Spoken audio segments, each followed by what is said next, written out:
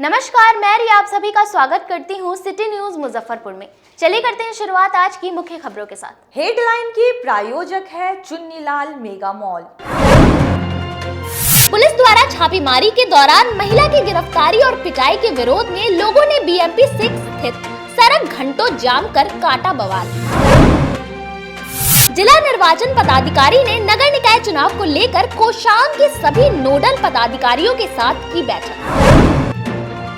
और डुमरी में प्रशासन द्वारा चलाई गई अतिक्रमण हटाओ अभियान के विरोध में भापका माले ने शहर में निकाला प्रतिरोध मार्च। तो ये थी आज की मुख्य खबरें। अब खबरें विस्तार से। मिठनपुरा थाना क्षेत्र के BMP 6 के समीप लोगों ने पुलिस द्वारा छापेमारी के दौरान की गई कार्रवाई के विरोध में सड़क पर आगजनी कर घंटों बवाल काटा। मिठनपुरा थाना के BMP 6 के पास लोगों ने सड़क जाम कर पुलिस के खिलाफ जमकर हल्ला हंगामा किया।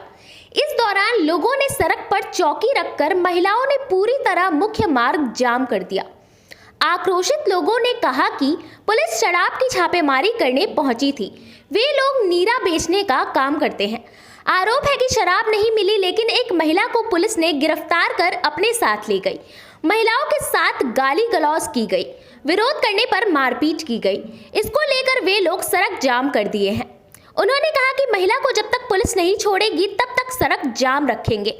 वहीं हंगामे की सूचना पर पहुंची मिठनपुरा पुलिस ने आक्रोशित लोगों को समझाने का प्रयास किया, लेकिन लोग मानने को तैयार नहीं हुए। भीड़ को देखते हुए काजी मोहम्मदपुर थाना, नगर थाने की पुलिस समेत करीब 4 थाने की पुलिस मौके पर पहुंची। इसके बाद काफी मशक्कत के बाद पुलिस ने मामले को शांत कराया, तब सड़क जाम मुक्त हुआ। इधर पुलिस का कहना है कि शराब व मिलावटी ताड़ी बेचने वालों के खिलाफ छापेमारी करने पहुंची थी। छापेमारी के दौरान एक महिला को हिरासत में लिया गया है। उससे थाने पर पूछताछ चल रही है। इसको लेकर लोगों ने सड़क जाम कर दिया था। इसे मुक्त करा दिया गया है। हिरासत में ली गई महिला से पूछताछ चल रही है। हमारे घर में कोई नहीं था। पुलिस यहाँ पे अपने आप से गाड़ी लगाया और सबके घर में घुस गया। हमारे घर में कोई नहीं था, सिर्फ हम थे, मेरी मम्मी थी, मेरी बहन था, मैं भाभी थी। बस पूरा घर में घुसा है और सब चीज तोड़ फोड़ कर दिया। हम लोग को बिना बात के जबरदस्ती मारा था। अब मेरा कपड़ा भी था, बहुत बुरा गाली दिया। और जब मेरी मम्मी को मारते हुए ले गया, हम गाड़ी के आगे आए हैं खड़ा होने, तो हमको न मारा है और हमारा जबरदस्ती कपड़ा फाड़ दिया है। अब बोला हम तुम्हारे साथ रेप करेंगे और रंडी भोसरी जो भी बात कर, सब जेंट्स था, लेडीज एक भी नहीं थी, लेडीज नहीं थी। हम गाड़ी के सामने आए तब हमको मारा बिना मतलब के। कोई नहीं था। मेरी मम्मी को उठा के ले गया है। मेरी मम्मी को बिना बात को ले गया है, इसीलिए हम लोग बोले। कोई कारण ही नहीं है, बिना बात को बोले घर में रेड मारेंगे। दारू बिकता है, दारू नहीं मिला है। शराब की सूचना थी, छापामारी हुई है, एक महिला गिरफ्तार हुई है जिसके पास जो है ना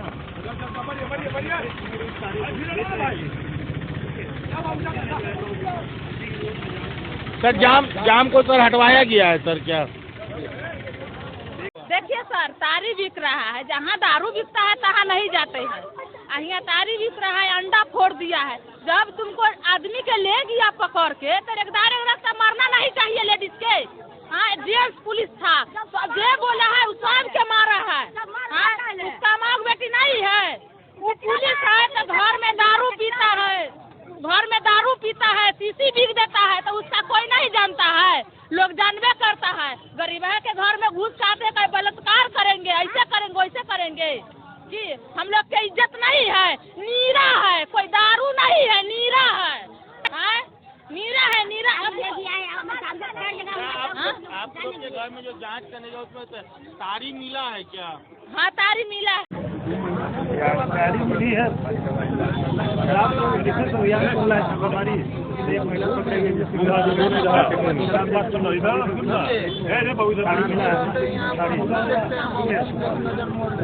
पुलिस के द्वारा किया गया, लेकिन महिला की गिरफ्तारी हुई है। क्या मिलावटी तारी भी बेची थी? क्या कार्रवाई कर रहे हैं आगे?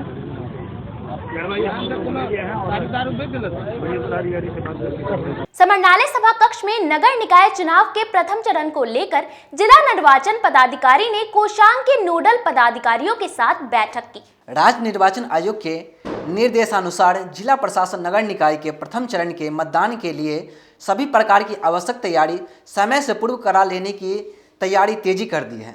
इसी कड़ी में गुरुवार को जिलाधिकारी प्रणव कुमार ने नगर पालिका आम निर्वाचन 2022 को सफलतापूर्वक संपन्न कराने को लेकर गठित की गई चुनाव कोषांगों के नोडल पदाधिकारियों के साथ समीक्षा बैठक की। इस दौरान प्रथम चरण के चुनाव एवं मतदान के संबंधित तैयारियों की अप टू डेट जानकारी ली। अभी तक की तैयारी की समीक्षा करते हुए कई आवश्यक निर्देश दिए गए। जिलाधिकारी ने बताया कि प्रथम और द्वितीय चरण के चुनाव कराने के लिए मतदान कर्मियों को नियुक्ति के लिए डाटाबेस अप टू डेट किया जा रहा है। संबंधित कोषांग के पदाधिकारी ने बैठक में बताया कि डाटाबेस अप टू डेट होने के बाद चुनाव क्षेत्रवार मतदान कर्मियों की ड्यूटी लगाई जाएगी। इसी आधार पर नियुक्ति पत्र बनेगा। बैठक में ईवीएम कनेक्शन सेंटर, मतगणना केंद्र, वाहन कोषांग आदि के द्वारा की जा रही तैयारी की समीक्षा की गई। कार्यपालक अभियंता भवन के द्वारा बताया गया कि ईवीएम कनेक्शन सेंटर और मतगणना हॉल सभी तैयारी चल रही है। लगभग 80% कार्य पूर्ण कर लिया गया है और शेष बचे कार्य समय रहते हुए पूरा कर लिया जाएगा। इसके बाद डीएम ने आर्म्स मजिस्ट्रेट के द्वारा आर्म्स सत्यापन एक बार पुनः करा लेने का निर्देश दिया है। नगर निकाय का निर्वाचन 18 तारीख को कराया जाना है।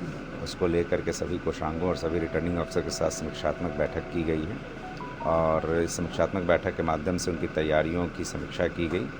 हम लोगों ने देखा कि सारी तैयारी लगभग पूर्ण है और जो MSKB और BB कॉलेजिएट है वहाँ से PCCP और सेक्टर मजिस्ट्रेट का डिस्पैच होगा और कंसर्न ब्लॉक जो है, जो नगर निकाय है, वहाँ से पोलिंग पार्टी का डिस्पैच होगा। तो सभी तैयारियाँ पूर्ण हैं और हम लोग आश्वस्त हैं कि काफ़ी शांतिपूर्ण तरीके से निष्पक्ष वातावरण में और पारदर्शिता के साथ मतदान की प्रक्रिया संपन्न हुई। मेयर प्रत्याशी ओम प्रकाश गुप्ता ने बेबाकी से सिटी न्यूज पर अपनी बात रखी।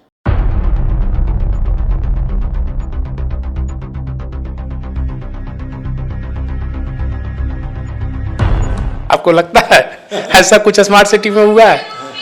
सिर्फ परेशानी है, सिर्फ पब्लिक परेशान है। यहाँ समस्या है, समाधान ही नहीं है। आप देखिए, नाला कहीं बन रहा है, रोड कहीं बन रहा है, कहीं पर रोड नीचा है, कहीं पर नाला ऊंचा है, कहीं नाला नीचा है तो रोड ऊंचा है। किस तरीके से काम हो रहा है पता ही नहीं चल रहा है। नमस्कार, सिटी न्यूज के खास कार्यक्रम कौन बनेगा मेयर में तमाम दर्शकों का स्वागत है। आज इस कार्यक्रम में ऐसे शख्स को दिखाने जा रहे हैं जो परिचय के मोहताज नहीं है। मैं बता दूं कि पिछले 15 सालों से शहर के सामाजिक कार्यों में बढ़ चढ़कर हिस्सा लिए हैं मेयर प्रत्याशी ओम प्रकाश जी। ओम प्रकाश जी, सबसे पहले तो आपका सिटी न्यूज में स्वागत है। नमस्ते। ये बताइए कि ओम प्रकाश जी कि आखिर अचानक आप मेयर चुनाव में और राजनीतिक में कदम रखें, क्यों? नहीं, सामाजिक कार्य में तो हम समझिए 15-20 साल से ऊपर से लगे हुए हैं। काफ़ी कुछ किए हैं, बाहर आया हो, चाहे किसी भी तरह का गरीबों की मदद हो, ये सब में तो लगे ही रहते थे। राजनीति में उतरने का कभी कोई मंशा नहीं था। लेकिन शहर की स्थिति इतनी खराब हो गई है, आज डस्ट इतना ज़्यादा है, नाली और ये सब का तो चर्चा ही करना बेकार है। शहर ही नरक बना हुआ है, ये सुधर नहीं रहा है। 15-20 सालों से हम लोग भी देख रहे हैं, कोई स्थिति में सुधार नहीं हो रही है। इसको सुधारने का प्रयास करेंगे और होना चाहिए प्रयास। अच्छा, 5 साल हो गए ना, स्मार्ट सिटी बन चुका है, मुजफ्फरपुर घोषणा है, क्या लग रहा है आपको? आपको लगता है ऐसा कुछ स्मार्ट सिटी में हुआ है? सिर्फ परेशानी है, सिर्फ पब्लिक परेशान है, हुआ कुछ नहीं है। अच्छा, ये बताइए कि पिछले बार भी मेयर का चुनाव मतलब बहुत क्लोज था, तो अचानक हाई कोर्ट द्वारा स्थगित कर दिया गया। उस दरमियान आपने जनसंपर्क अभियान काफ़ी किया था, तो लोगों के बीच जा रहे थे, तो किस रूप में ले रहे थे? लोग बहुत अच्छा रिस्पांस कर रहे थे, चाहते हैं कि स्वच्छ छवि के जो है लोग आए, मेयर बने, हमारी समस्या को सुने, समाधान निकाले। यहाँ समस्या है, समाधान ही नहीं है, समाधान निकल ही नहीं पा रहा है। आप देखिए, नाला कहीं बन रहा है, रोड कहीं बन रहा है, कहीं पर रोड नीचा है, कहीं पर नाला ऊंचा है, कहीं नाला नीचा है तो रोड ऊंचा है। किस तरीके से काम हो रहा है पता ही नहीं चल रहा है। लोग परेशान हैं, बुरी तरह परेशान है, बुरी तरह परेशान है। अच्छा, एक अहम सवाल है कि बड़े बड़े नेता, मतलब 15 प्रत्याशी है, बड़े बड़े नेता का हाथ थाम कर अपने आप को प्रेजेंटेशन कर रहे हैं, उसमें ओम प्रकाश जी अपने आप को कहाँ देख रहे हैं? हम बहुत अच्छे पोजीशन में हैं और बड़े बड़े लोगों की बात ही अलग है, निराली है। अब देखिए जनता बतलाएगी कौन कहाँ पहुँचेगा। हम तो इतना उम्मीद है कि हम जीतेंगे, किसी बड़े नेता की कोई ज़रूरत मुझे नहीं है। एक अहम सवाल कि आपकी पहली प्राथमिकता क्या है, और जो चूँकि बिना एजेंडा के कोई चुनाव नहीं लड़ते हैं तो कुछ आपने मन में रखा होगा ना कि शहर में ये बदलाव करना है, वो बदलाव करना है, तो लोगों के बीच जाकर ये मैसेज दे रहे होंगे। बहुत सारे योजना है, बहुत सबसे बड़ी है इस शहर को ज़रूरत की जो योजना चल रही है वो जल्द से जल्द ख़त्म हो। आज देखिए कहीं पर नाला बन रहा है तो 2 साल 3 साल से बन ही रहा है, रोड बनना है तो वो बन ही रहा है। क्यों ऐसा हो रहा है समझ में नहीं आ रहा है। हर चीज़ का डेडलाइन होता है, इसका कोई डेडलाइन ही नहीं है। काम होना है तो जल्दी जल्दी काम करके ख़त्म कीजिए। पब्लिक की परेशान, सारे कर्मचारी परेशान, सब लोग परेशान हैं। हमारी फर्स्ट प्राथमिकता होगी कि जो भी योजना चल रही है वो जल्द से जल्द ख़त्म हो, तब दूसरा कोई स्टार्ट हो। एक ऐसा मतलब विज़न होगा कि मतलब इस तरीके का मुजफ्फरपुर का शहर का विकास होना चाहिए। बहुत सारा विजन बना हुआ है, सब चीज़ बना हुआ है, काम ही नहीं हो रहा है ना। नहीं आपका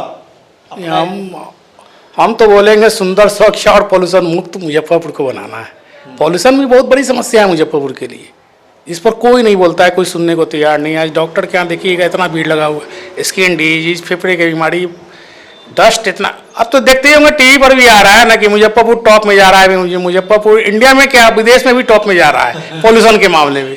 बहुत बड़ी समस्या है ये, धीरे धीरे अंदर से शरीर को खोखला कर रही है पॉल्यूशन।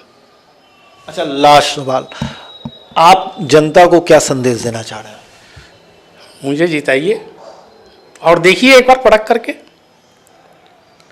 शहर का नक्शा तो चेंज कर देंगे हम। ये थे ओम प्रकाश गुप्ता जी। इनका कहना है कि अगर जनता मुझे आशीर्वाद देती है तो शहर का तस्वीर जरूर बदल दूंगा। कैमरामैन विजय के साथ Pradeep Kumar Kesari, city news Muzaffarpur. RMS द्वारा शुरू किए गए विशेष कुरियर सेवा को लेकर चैम्बर ऑफ कॉमर्स के सदस्य और डाक विभाग के अधिकारियों के बीच बैठक हुई। चैम्बर ऑफ कॉमर्स के सभागार में उत्तर बिहार वाणिज्य के परिषद द्वारा आरएमएस ने व्यापारियों के लिए नई कुरियर सेवा शुरू की है, जिसको लेकर व्यापारियों और डाक विभाग के साथ बैठक की गई।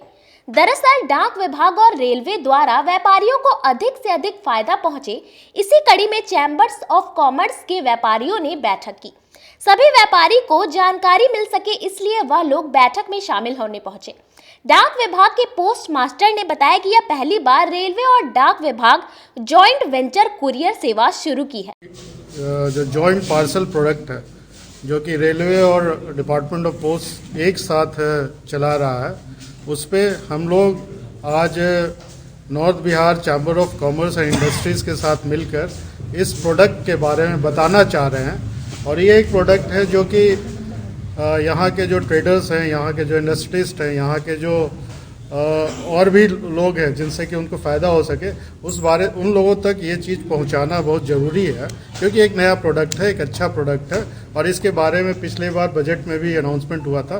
तो उसको अब आगे बढ़ाना है, इसके बारे में जो जो खूबियाँ हैं, जो जो फैसिलिटी हम लोग प्रोवाइड कर रहे हैं, और इनसे जो इंटरेक्शन होगा उससे हमें पता चलेगा कि इसमें क्या क्या और चीज़ को सही करना है, क्या बढ़ाना है, क्या इनके इश्यूज हैं, क्या इनके प्रॉब्लम है, जो कि हम इस प्रोडक्ट में ले आएँ ताकि इसमें और भी आगे एक सुगमता रहे दोनों के लिए।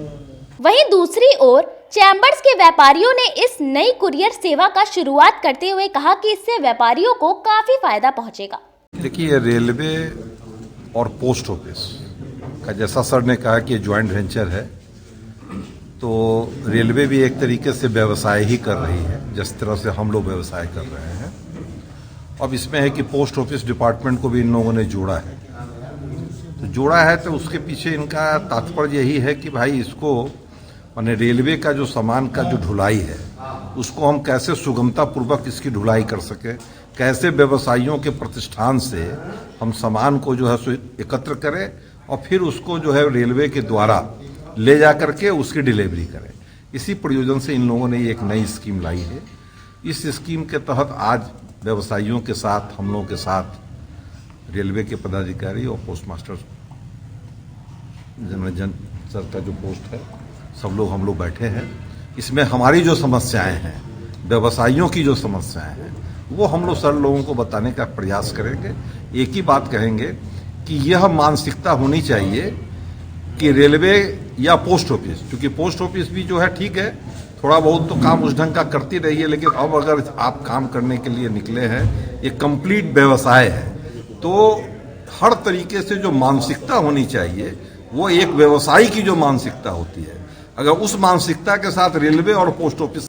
सदर अस्पताल परिसर में मरीजों की जगह एम्बुलेंस में दवा ढोए जाने का वीडियो तेजी से वायरल होने के बाद सिविल सर्जन ने कार्रवाई की। सदर अस्पताल की उदासीनता के कारण मरीजों और उनके परिजनों को काफी परेशानी का सामना करना पड़ रहा है। केंद्र की सरकार हो या राज्य की सरकार, सबके प्रयास यही है कि सरकारी अस्पतालों में मरीजों के बेहतर इलाज के लिए सारी सुख सुविधा उपलब्ध हो। वहीं एक वीडियो तेजी से वायरल हो रहा है जिसमें मरीजों के ले जाने के लिए एम्बुलेंस सेवा पर दवा की ढुलाई की जा रही है। इस वीडियो ने सदर अस्पताल को एक बार फिर से सवालों के घेरे में डाल दिया है। वहीं सिविल सर्जन डॉक्टर यूशी शर्मा ने कार्रवाई करते हुए उपाधीक्षक से जवाब मांगा है। उन्होंने इस घटना पर जांच रिपोर्ट और संबंधित कर्मी पर क्या कार्रवाई की गई इसकी जानकारी मांगी है। सिविल सर्जन कार्यालय के वरीय लिपिक अविनाश कुमार को इस मामले में जवाब मिलने तक फॉलो अप करने का आदेश दिया गया है। सिविल सर्जन ने कहा कि यह एक गंभीर मामला है।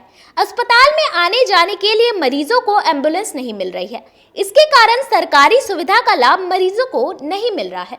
उन्होंने कहा कि एम्बुलेंस रहते भी यह हालत सदर अस्पताल के स्वास्थ्य प्रबंधक की कार्यशैली पर सवाल उठा रही है। होना है, अगर ऐसा नहीं होना चाहिए, इसके लिए उपाधीक्षक महोदय से और स्वास्थ्य प्रबंधक से मैं शोकज किया हूँ कि इस तरह की व्यवस्था के लिए उत्तरदायी कौन है, उस पर उचित कार्रवाई करें। सरदार वल्लभ भाई पटेल की पुण्यतिथि पर पटेल हितकारी संघ के सदस्य और मेयर राकेश कुमार साहू ने पानी टंकी चौक पर पटेल जी की प्रतिमा पर पुष्प अर्पित कर भावभीनी श्रद्धांजलि दी। भारत के पहले उप प्रधानमंत्री और गृह मंत्री सरदार वल्लभ भाई पटेल की आज 72वीं पुण्यतिथि पानी टंकी चौक पर मनाई गई। वैसे तो सरदार पटेल को कई वजहों से याद किया जाता है, लेकिन उनमें सबसे प्रमुख है आजाद भारत को एकजुट करने में उनकी महत्वपूर्ण भूमिका। सरदार पटेल की उनकी पुण्यतिथि पर श्रद्धांजलि अर्पित की गई और भारत के लिए पटेल के चिरस्थायी योगदान को याद किया गया। खासकर हमारे राष्ट्र को एकजुट करने और स्वर्णांगीन विकास को गति देने में महात्मा गांधी के विचारों से प्रेरित होकर उन्होंने भारत के स्वतंत्रता आंदोलन में भाग लिया। इस कार्यक्रम का नेतृत्व भाजपा नेता राकेश पटेल ने किया। पुण्यतिथि के दिन आज पानी टंकी चौक पर सरदार पटेल की मूर्ति पर हम लोगों ने पुष्पांजलि अर्पित करके उन्हें श्रद्धा सुमन अर्पित किया है। शहर के विभिन्न कोनों से सभी जाति, सभी पार्टी के सभी लोग यहाँ एकत्रित होकर उन्हें पुष्पांजलि अर्पित किए हैं। लौह पुरुष के नाम से विख्यात सरदार पटेल और उनकी विचारधारा हमारे बीच हमेशा है और आगे भी रहेगी। अनुकरणीय है, हमें उनसे सीख लेनी चाहिए और आगे की पीढ़ी में भी उनकी बातों को, उनके विचारों को आगे बढ़ाना चाहिए। 15 दिसंबर 1902 को सरदार वल्लभ भाई पटेल की 72वीं पुण्यतिथि जिला पटेल सेवा संघ मुजफ्फरपुर यहाँ मना रही है, जिसमें सभी पार्टी के लोग और सभी धर्म के लोग, सभी जाति के लोग यहाँ आकर सरदार पटेल का पुण्यतिथि में यहाँ भाग लिए हैं। सरदार पटेल ऐसे महापुरुष थे जिन्होंने 562 राजवाड़ों को मिलाकर एक राष्ट्र का निर्माण किया था और सरदार पटेल जैसा आज तक कोई न नेता हुआ है, हम समझते हैं न ऐसा कोई नेता होगा, जिन्होंने कभी जात के नाम पर, धर्म के नाम पर, क्षेत्रवाद के नाम पर कोई चीज, सारे चीज इससे। सरदार वल्लभ भाई पटेल के स्मारक स्थल पे, मतलब मूर्ति पे हम लोग आज उनके पुण्यतिथि पे पूरा शहर के सामाजिक कार्यकर्ता, राजनीतिक कार्यकर्ता सभी लोग आज इकट्ठा हुए हैं और यहीं से हम लोग जनसंपर्क अभियान लेकर वार्ड वार्ड में जा रहे हैं, लोगों के बीच में जा रहे हैं। सरदार पटेल का जो सपना है, सपनों का भारत पे हम लोगों ने काम किया है और उसी को लेकर हम लोग हर वर्ग में हर जगह पे जाकर अलग जगा रहे हैं और बता रहे हैं समाज जोड़ो नफरत छोड़ो। उसी तहत कार्यक्रम चलाते हुए मेयर का चुनाव हम लड़ रहे हैं। चरखा छाप हमारा निशान है और सारे लोगों का समर्थन बहुत ही मिल रहा है और लग रहा है इस बार मुजफ्फरपुर नया परिवर्तन की तरफ जाएगा। सारे लोगों को हार्दिक बधाई शुभकामना के साथ आज हम लोग पुण्यतिथि मना रहे हैं और सारे लोग इकट्ठा होकर काम कर रहे हैं। समर्थन मिल रहा है, जो संपर्क कर रहे हैं, तो क्या कुछ गायघाट प्रखंड मुख्यालय स्थित इफ्को ई बाजार गोदाम में यूरिया लेने पहुंचे किसानों ने जमकर हंगामा किया। इन दिनों जिलों में खाद की किल्लत किसानों को परेशानी में डाल दिया है। वहीं जिलों के गायघाट प्रखंड मुख्यालय स्थित इफ्को ई बाजार गोदाम में यूरिया लेने पहुंचे किसानों ने जमकर हंगामा किया। बताया गया कि सुबह 9 बजे तक गोदाम नहीं खुलने के कारण आक्रोशित लोगों ने गोदाम के शटर पर ईंट पत्थर भी बरसाया, जिस वजह से कई किसान चोटिल भी हो गए। जैसे ही गोदाम कर्मचारी पहुंचे, गुस्साए किसानों ने हंगामा शुरू कर दिया। इसके बाद मौके पर पहुंचे पुलिस ने सभी किसानों को कतारबद्ध खड़ा कर हंगामा शांत कराया। किसानों का आरोप है कि एक काउंटर होने के कारण किसानों को जद्दोजहद करनी पड़ रही है। गोदाम परिसर में लाइन में खड़े जितनी संख्या पुरुषों की देखने को मिली, उतनी ही संख्या महिलाओं की भी थी। जानता पंचायत के यूरिया लेने पहुंचे महिला किसानों ने बताया कि अन्य जगहों पर 300 से लेकर 500 रुपये तक की यूरिया मिल रही है, जिस वजह से वे रात 2 बजे से ही इफ्को गोदाम पर पहुंच लाइन में लग गए। खाद लेने पहुंचे लगभग आधा दर्जन महिलाओं की गोद में 2 महीने से लेकर 1 महीने तक की बच्ची भी थे।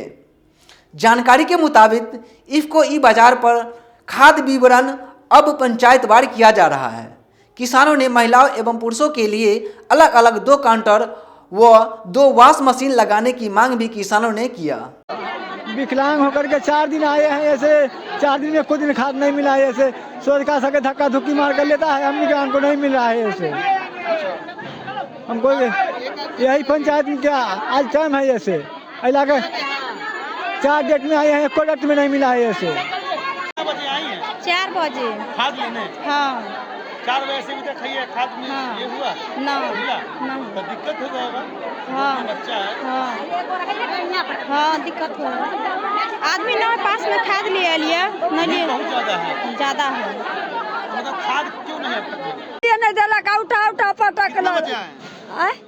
क्या बजे? 1 बजे रात में। अच्छा अखनी तक नहीं हो देला भूखे पिया की कहैया ओए में लेबे न करे, एने से घुसा मारैया एने से मारैया। यहाँ समय हो चला एक छोटे से ब्रेक का। बने रहिए हमारे साथ, देखते रहिए सिटी न्यूज मुजफ्फरपुर।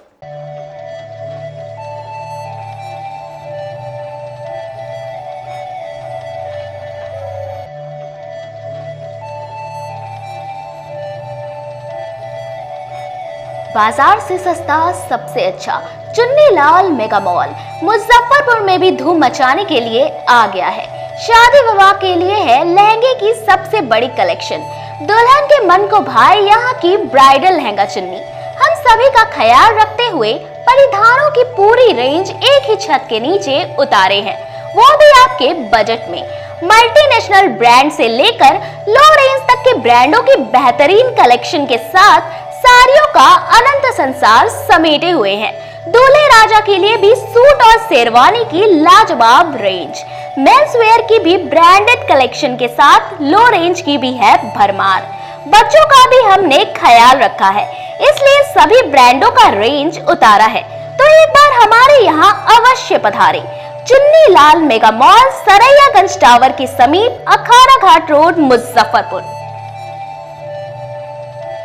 बच्चों का हमारे यहाँ आपको 250 रुपये से स्टार्टिंग होगा। कुर्ती अगर सेट में लीजिएगा तो 500 रुपये से स्टार्टिंग हो जाएगा। प्लाजो सेट हाईएस्ट आप चले जाइए 3000, 4000, 10,000 तक भी मिलेगा आपको बनारसी से। 250 रुपये से सारी स्टार्टिंग हो जाएगा हमारे यहाँ, आपको 40,000 तक चला जाएगी। क्रिसमस और न्यू ईयर को लेकर शहरवासियों के लिए तिलक मैदान में एक्सक्लूसिव झूलों के साथ डिज्नीलैंड मेला का आयोजन किया गया। इस वर्ष इस मेले में एक से बढ़कर एक झूलों की रेंज उतारी गई है, वो भी कम कीमतों पर। ब्रेक डांस, चांद तारा, टोरा टोरा, वाटर बोटिंग, ड्रैगन ट्रेन और बच्चों के लिए छोटे झूलों की सभी रेंज उतारी गई है। इसके अलावा लुधियाना, राजस्थान, कश्मीर के परिधानों के अलावे हैंड क्राफ्टिंग के स्टॉल लगाए गए हैं। वो भी सस्ती दरों पर। एक बार हमारे यहाँ अवश्य पधारे तिलक मैदान डिज्नीलैंड मेले में। जिले की शान बन चुकी बाबा लहठी अब लोगों की जरूरत बन चुकी है। अत्याधुनिक रेंज और भरोसे को समेटे हुए लोगों के लिए नई नई डिजाइनर लहठी उतारते रहते हैं। ऐश्वर्या राय बच्चन, सचिन तेंदुलकर की पत्नी से लेकर न जाने कितने सारे नामी हस्तियां इस लहठी के दीवाने हो चुके हैं। लोगों के साथ ने ही बाबा लहठी की पहचान देश से लेकर विदेश तक बनाई है। ऐसा साथ बनाए रखने के लिए आप लोगों का तहे दिल से धन्यवाद।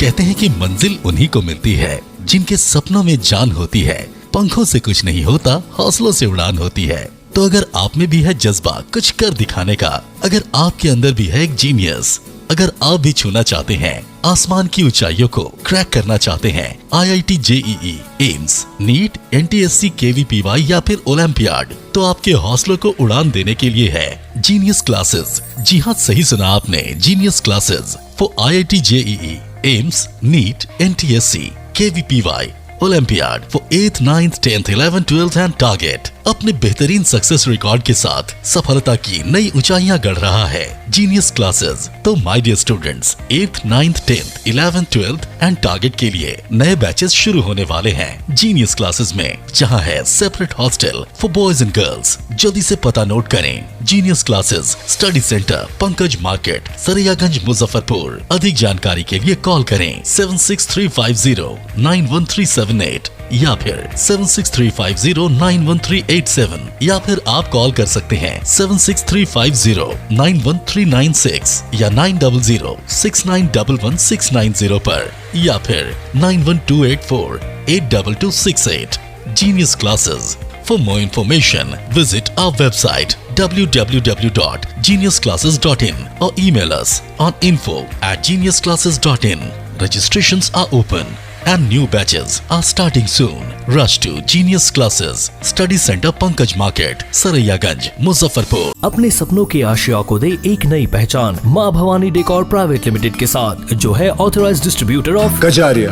देश की मिट्टी से बनी टाइल से देश को बनाते हैं। और जहां मिलती है सभी प्रकार के Indian and imported granite, marble, sanitary एवं कोटा स्टोन का अनोखा एवं आकर्षक संग्रह। माँ भवानी डेकोर प्राइवेट लिमिटेड मतलब a complete floor solutions. New 0 mile Dadar road, Muzaffarpur. Call 9934753111। आपका भरपूर प्यार और साथ मिलने के कारण ग्राहकों की सुविधा को देखते हुए नीलकमल का फैक्ट्री आउटलेट का दूसरा ब्रांच अखाड़ा घाट रोड KFC के सामने खुल गया है, जिसमें ग्राहकों को सभी प्रोडक्ट पर विशेष छूट दी जा रही है।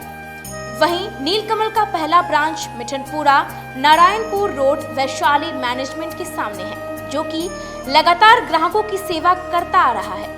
उत्तर बिहार का पहला एक्सक्लूसिव शोरूम है, जहां ऑफिस फर्नीचर और होम फर्नीचर की सभी रेंज उपलब्ध है। तो एक बार सेवा करने का मौका जरूर दें। पहला ब्रांच मिठनपुरा नारायणपुर रोड और दूसरा ब्रांच अखाड़ा घाट रोड। हमारा मोबाइल नंबर है 9334900888 और 7004320580। नीलकमल का एक्सक्लूसिव शोरूम जो पहले से मिठनपुरा नारायणपुर रोड में अपोजिट वैशाली रूरल मैनेजमेंट में चला आ रहा है, वहाँ पे हमें आप लोगों का बहुत सारा प्यार मिला और इसीलिए हम लोगों ने अपना दूसरा ब्रांच सार्थक सेल्स एंड मार्केटिंग के जॉइंट वेंचर से अखाड़ा घाट रोड में KFC के सामने कृष्णा टॉकीज के बगल में सुविधा कॉम्प्लेक्स में हम लोगों ने खोला है, जो कि कंपनी का फैक्ट्री आउटलेट है, जहां नीलकमल के विस्तृत रेंज आपको 40% तक के डिस्काउंट पे मिलेंगे और मैट्रेस का भी एक विस्तृत रेंज है। और आप लोगों से निवेदन है कि एक बार आप पधारें और इस दुकान की जो सबसे अच्छी विशेषता है कि उधार चालू है, तो HDFC और बजाज के माध्यम से आपको फिनांस की भी सुविधा है। आप अपने घरों को फिर से बहुत अच्छे से सजा सकते हैं। ब्रेक के बाद आप तमाम दर्शकों का एक बार फिर से स्वागत है। चलिए रुक करते हैं अन्य खबरों की ओर। SSP जयंत कांत के आदेश पर शहर के सभी प्रमुख चौक चौराहों पर पुलिस द्वारा विशेष वाहन जांच अभियान चलाया जा रहा है। शहर में बिना नंबर प्लेट गाड़ी चलाने वाले हो जाए सावधान, क्योंकि उन्हें पुलिस शहर के किसी भी इलाके में पकड़ सकती है। दरअसल जिला पुलिस द्वारा शहर के चौक चौराहों पर वाहन चेकिंग अभियान चला रही है। इस दौरान बिना नंबर प्लेट समेत गाड़ी की कागजातों की जांच कर विशेष अभियान चला रही है। इसके तहत प्रत्येक दिन सैकड़ों वाहन का चालान काटा जा रहा है। वहीं जांच कर रहे पुलिसकर्मी का कहना है कि आदेशानुसार वाहन जांच की जा रही है, जिसमें खासकर वाहन की जरूरी कागजातों के साथ नंबर प्लेट और हेलमेट की भी जांच की जा रही है। ये वाहन चेकिंग हम लोग बाइक कर रहे हैं अभी यहाँ पर। इस जगह पर ट्रिपल लोड और आगे जिनका नंबर नहीं है और आगे पीछे दोनों नंबर नहीं है, जो शोरूम से गाड़ी लेते हैं और निकाल करके बिना नंबर के गाड़ी रोड पर चलाते हैं, साहब के आदेशानुसार उस गाड़ी को हम लोग सीज करते हैं और 500-500 रुपया का चालान काट के उनको चला जाता है। अभी तो देखना पड़ेगा, तो अभी मशीन ही बताएगा कितना निकला है। करीब 1 घंटा से काम कर रहे हैं हम लोग। डुमरी के जिला प्रशासन द्वारा किए गए अतिक्रमण हटाओ अभियान के विरोध में भापका माले के सदस्यों ने शहर में प्रतिरोध मार्च निकाला। शहर में नगर निगम द्वारा अतिक्रमण अभियान चलाया जा रहा है, जिसे लेकर भापका माले के समर्थन में गुरुवार को भापका माले कार्यालय से मोती झील कल्याणी तक जन प्रतिरोध मोर्चा निकाला गया। बिहार सरकार के खिलाफ जमकर नारेबाजी की गई। प्रतिरोध कर रहे व्यक्ति का कहना है कि कभी भी अतिक्रमण की गाड़ी आती है, बिना सही नोटिस के लोगों के घर को तोड़कर चली जाती है, जिससे गरीब व्यक्ति को काफी परेशानी होती है। उनका कहना है कि पहले हमें सही नोटिस दिया जाए, फिर आगे की कार्रवाई करें। हम गरीब एक एक पैसा इकट्ठा करके घर बनाते हैं। लोगों में काफी आक्रोश है। पूरे बिहार में हाई कोर्ट ने गरीब उजारो अभियान चालू कर रखा है और बिहार में जो महागठबंधन की जो सरकार है, वो सरकार भी इस पूरे समझिए कि जो गरीब उजारो जो अभियान है, इसकी समझिए कि हिस्सेदार पार्टनर बन गई हुई है। इस ठंड के महीने में आप गरीबों को उजारने का फरमान निकालते हैं। आपको अधिकार पता है और कर्तव्य पर आप बात नहीं करते हैं। ये जब बार बार जब कहा जा रहा है कि गरीबों को उजारने से पहले उनको बसाया जाएगा, तो अधिकारियों को उजारने के बाद उनको पता चल जाता है, लेकिन बसाने का बाद वो भूल जाते हैं। लगातार इस ठंड के समय में गरीबों को जो लगातार पुजारा जा रहा है, ये घटना कहीं से भी ठीक नहीं है। ये गरीबों के खिलाफ ये न्याय का समझे कि अपमान है। बार बार कोर्टें कह रही हैं, बार बार सरकारें कह रही हैं कि गरीबों को बसने के लिए हम 3 डिसमिल जमीन देंगे। कहाँ है जमीन? क्यों नहीं आप जमीन दे रहे हैं इन गरीबों को?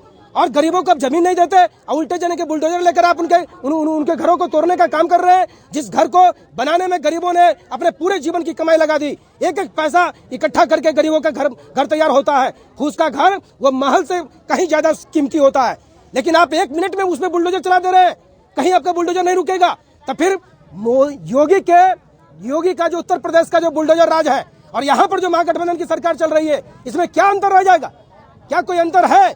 आप उन्हीं सरकारों से सीखते हैं कि गरीबों के घरों पर किस तरीके से बुलडोजर चलाया जाएगा। इसलिए ये जो बुलडोजर चल रहा है, ये बुलडोजर तुरंत रुकना चाहिए।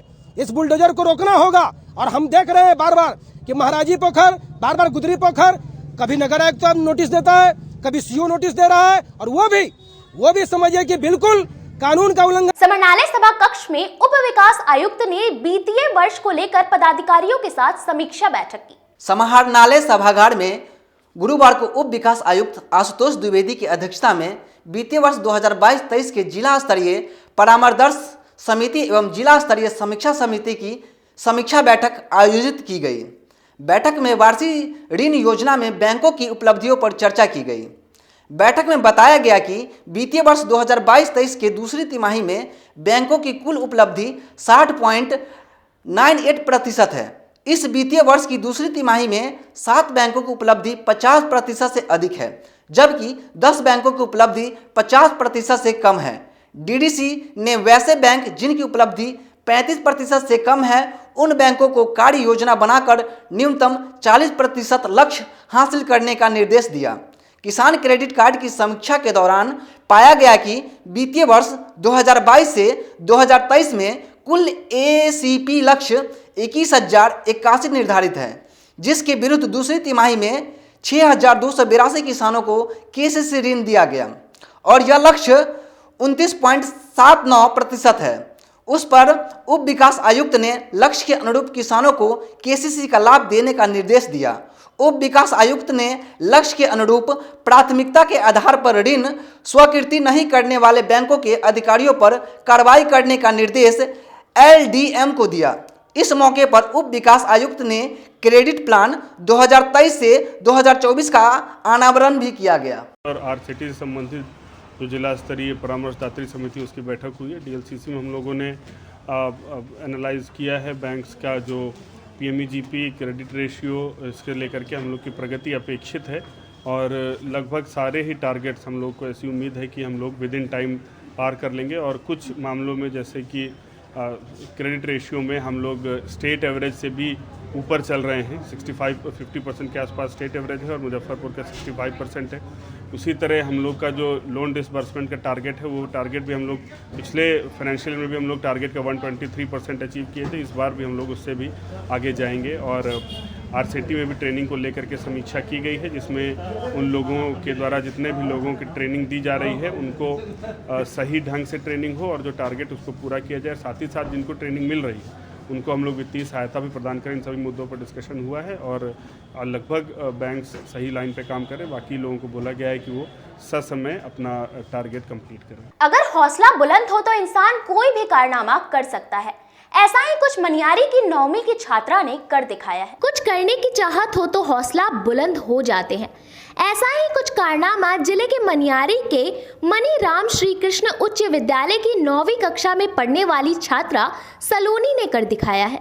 उसने जलकुंभी से सैनिटरी पैड बनाने में कामयाबी हासिल की है।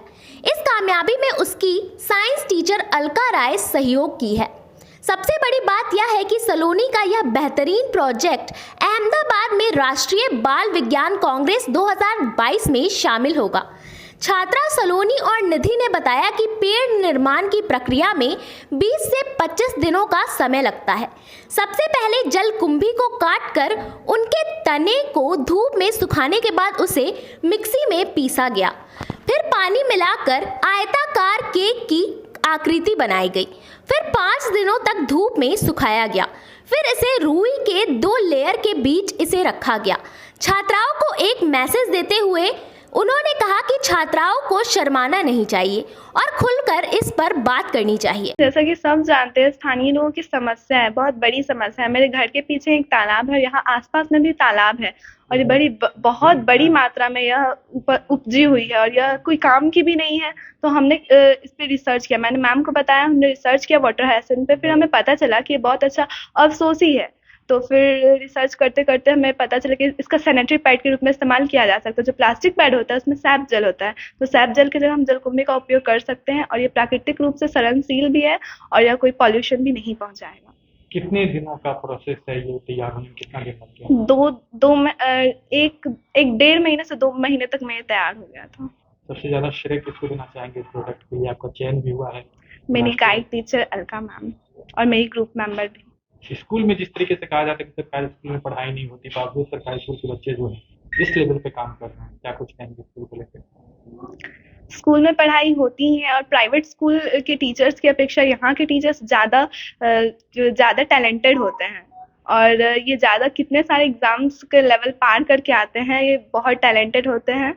और वहीं प्रधानाध्यापक डॉक्टर चंद्रशेखर यादव कहते हैं कि छात्र और छात्राओं को और मेहनत करना चाहिए ताकि विद्यालय का नाम राष्ट्र स्तर तक पहुंचे। देखिए, जो बच्चों का जो मतलब प्रेजेंटेशन बनाया है जलकुंभी पर, जो सैनिटरी पैड का निर्माण कराया है, इससे अब हम तो खुश हैं, पूरा विद्यालय परिवार काफी प्रसन्नचित है इससे।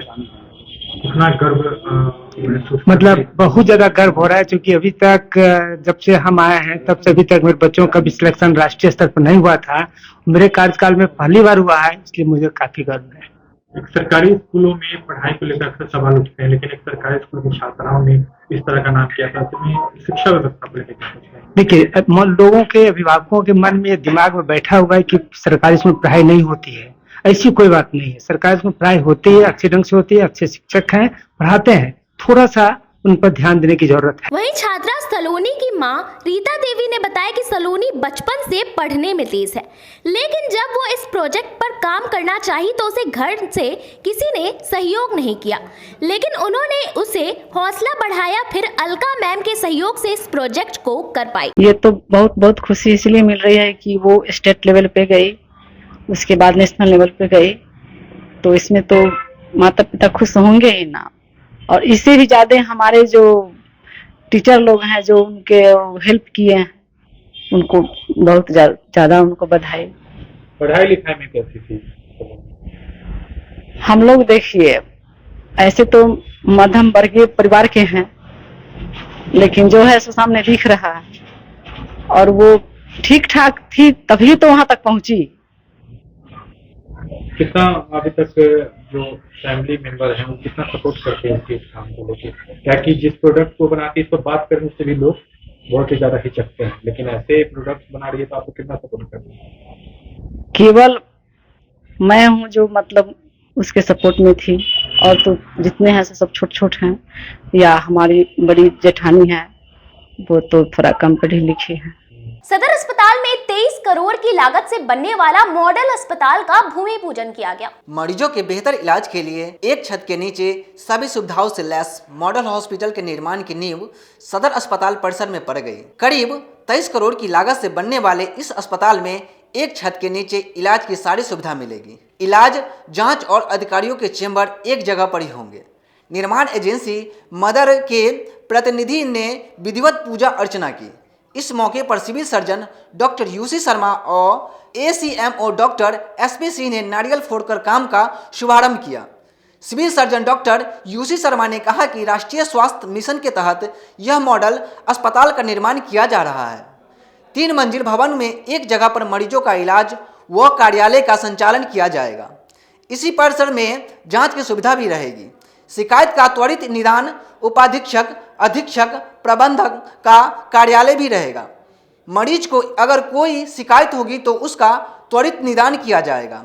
आपको बता दें कि निर्माण को लेकर परिसर में पुराने paying ward, Hathua ward, pathology centre, उपाधीक्षक व चिकित्सक आवास को तोड़ा गया है। वहीं परिसर में पुराने महिला वार्ड को तोड़कर क्रिटिकल एवं केयर यूनिट का निर्माण किया जाएगा। मॉडल सदर हॉस्पिटल का बिल्डिंग का कल शिलान्यास हुआ और काम आज से शुरू हो जाएगा।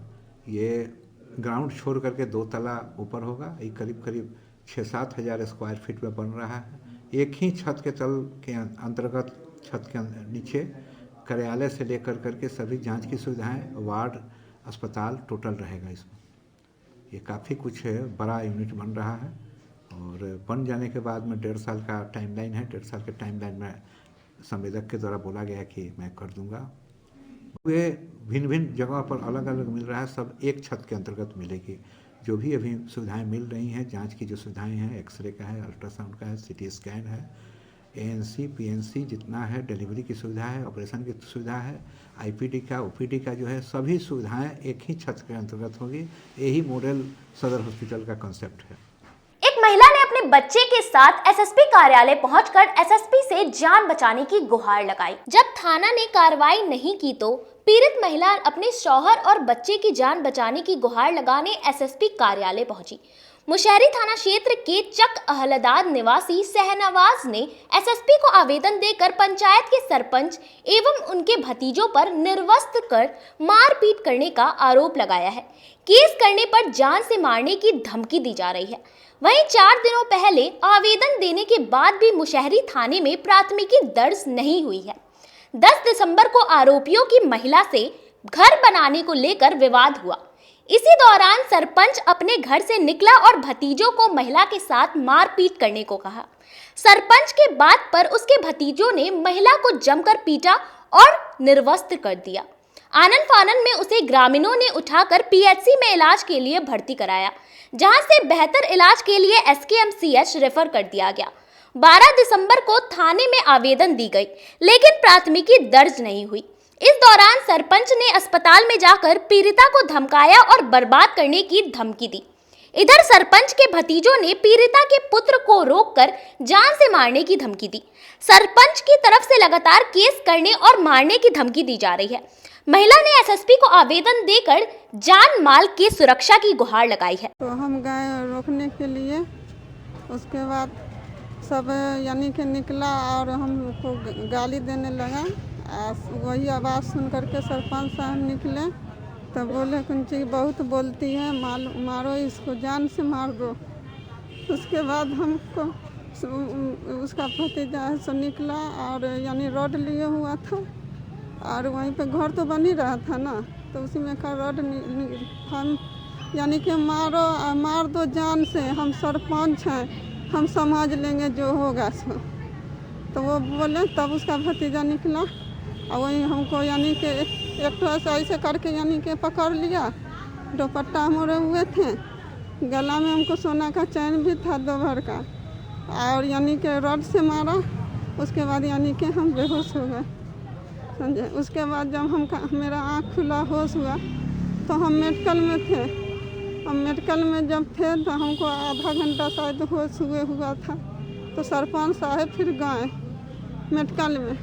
उसके बाद मेरा आँख नहीं अच्छा से खुल रहा था, हमारा कान खुला हुआ था। तो वहाँ जाकर के धमकी दिए कि अगर केस करोगी तो तुम 1 किता करोगी तो हम 10 किता करेंगे।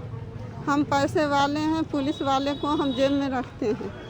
हाँ, तो क्या पुलिस कार्रवाई नहीं हुई इसमें? नहीं। अब उसके बाद भी वहाँ यानी धमकी दिए, बोले कि तुमको 3 औलाद है, 3 औलाद को मार देंगे, बुनियाद हटा देंगे।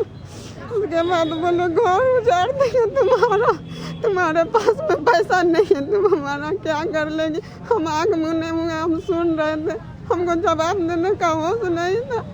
मेरा शौहर नीचे किया हुआ था, उनको भी धमकी दिए, मेरे लड़का को भी धमकी दिए, सबको दिए। उसके बाद मेरे पास में कोई नहीं था। उसके बाद भी वहाँ से जब धमकी दे करके आए हैं तो मेरा लड़का ट्यूशन से चला जा रहा था, तो मेरे लड़का को सरपंच जो है वसी अहमद सरपंच, उसका लड़का छोटा वाला। समस्तीपुर में हुए 1 करोड़ की लूट कांड को लेकर चैम्बर ऑफ कॉमर्स के सदस्यों ने बैठक कर सरकार को आक्रोश दिखाया। समस्तीपुर जिले में मेसर्स हीरा ज्वेलर्स में 1 करोड़ की लूट की घटना को अंजाम दिया गया। अभी तक प्रशासन के द्वारा कोई ठोस कदम नहीं उठाया गया है, जिसको लेकर मुजफ्फरपुर के महामंत्री उद्योग परिषद सज्जन शर्मा का कहना है कि बिहार के जनमानस को झंझोर देने वाली घटना है। इस घटना के बाद और सुरक्षा की भावना के कारण जन आक्रोश व्यक्त हो रहा है। व्यापार में इस तरह की घटना नहीं घटनी चाहिए। उन्होंने कहा कि बिहार में ऐसा घटना नहीं घटनी चाहिए। अगर ऐसा होता भी है तो अपराधी को कड़ी सजा होनी चाहिए, जिससे आगे चलकर इस प्रकार की कोई घटना ना हो। समाज में कानून व्यवस्था सही और व्यवसायी वर्ग एवं सामान्य जनता स्वयं को सुरक्षित अनुभव करे। व्यवसाय पलायन को सरकार विवश न करे। को समस्तीपुर में वर्षा ज्वेलर्स नामक दुकान से 1 करोड़ रुपए की लूट हुई।